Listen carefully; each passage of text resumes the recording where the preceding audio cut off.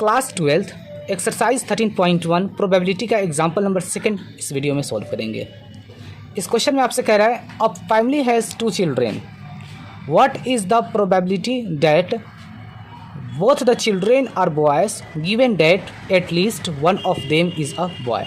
ठीक है, देख लीजिए, सबसे पहले हमें इसे क्या करना होगा, सैम्पल स्पेस लिख लेते हैं। अ फैमिली हैज़ 2 चिल्ड्रेन, ठीक है, तो इसका सैम्पल स्पेस को हम एस से डिनोट करते हैं।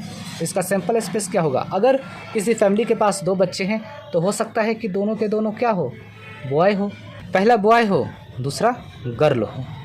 ये भी हो सकता है कि पहला गर्ल हो और दूसरा बॉय हो, ये भी हो सकता है कि दोनों के दोनों गर्ल हो। ठीक है, तो ये हमारा सैम्पल स्पेस हो गया। क्लियर। अब इस क्वेश्चन में आपसे कह रहा है what is the probability that both the children are boys given that at least one of them is a boy। देखिए, कहीं भी इसमें कंडीशनल प्रोबेबिलिटी नहीं लिखा हुआ है, तो हम इसमें कैसे जानेंगे कि इसमें कंडीशनल प्रोबेबिलिटी लगेगा।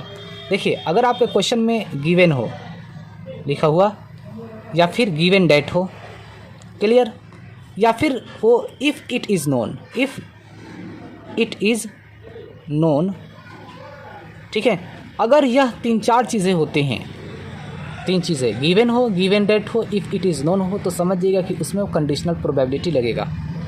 ठीक है, इसमें लिखा हुआ है ना गिवन डेट, मतलब इसमें कंडीशनल प्रोबेबिलिटी लगेगा। अब कंडीशनल प्रोबेबिलिटी का क्या फार्मूला होता है, प्रोबेबिलिटी ऑफ ए बटा बी। क्या फार्मूला होता है, probability of A intersection B बटा प्रोबेबिलिटी ऑफ बी। ठीक है, अब इसमें देखा जाए तो 2 चीज़ें हमें दिखाई दे रहे हैं, ए और बी। अब क्वेश्चन ये है कि ए हमारा कौन है और बी कौन है। ठीक है, याद रखिएगा, ए हमारा वही होगा जो हमें फाइंड करना है, जो फाइंड करना होता है वही ए होता है। तो इसमें फाइंड क्या करना है, देख लीजिए, what is the probability that both the children are boys, लिखा हुआ है ना, both the children are boys, तो यहाँ पर लिख दीजिए, यही तो हमारा फाइंड, यही तो हमें फाइंड करना है, जो हमारा ए है, both the children are boys. Clear.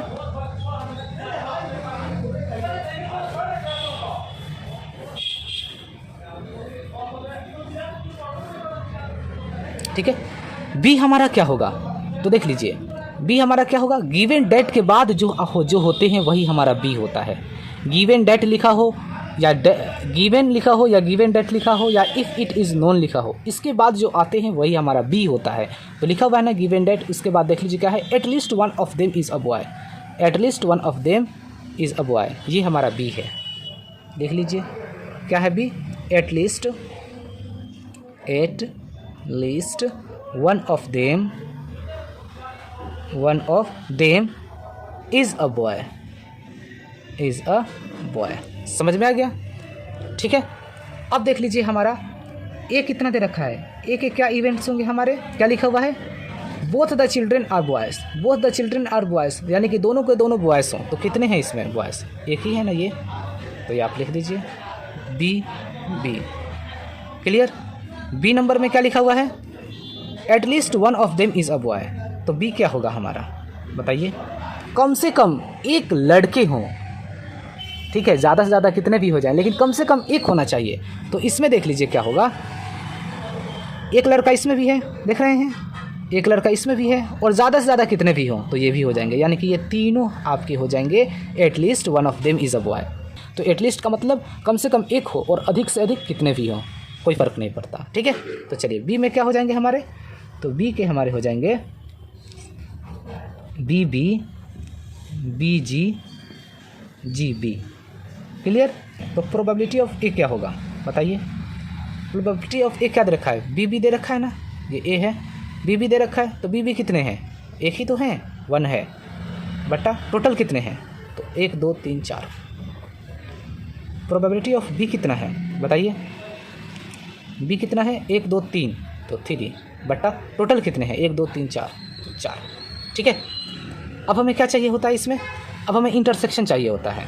ठीक है, चलिए हम लोग लिखते हैं इंटरसेक्शन वाले, probability of A intersection B क्या होगा, ए और बी, ए और बी का इंटरसेक्शन का मतलब क्या होता है, कॉमन देखा जाए, बी बी बी बी, एक ही तो कॉमन है।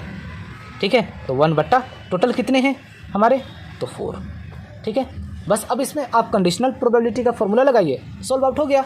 चलिए देखते हैं यहाँ पर, तो प्रोबेबिलिटी ऑफ ए बट्टा बी, इसी को हम कंडीशनल प्रोबेबिलिटी कहते हैं, ठीक है। जब भी क्वेश्चन में रहे ना आपसे कहे गिवन या गिवन डेट या इफ़ इट इज़ नोन, तो यही फॉर्मूला लगेगा, probability of A intersection B बटा प्रोबेबिलिटी ऑफ बी, ठीक। तो प्रोबेबिलिटी ऑफ ए इंटरसेक्शन बी क्या है, 1/4 लिख दीजिए यहाँ पर, 1/4 डिवाइड प्रोबेबिलिटी ऑफ बी क्या है, 3/4 लिख दीजिए, 3/4, 4 4 से कैंसिल आउट हो जाएगा, क्या आंसर आ गया, 1/3, यही आपका हो गया आंसर।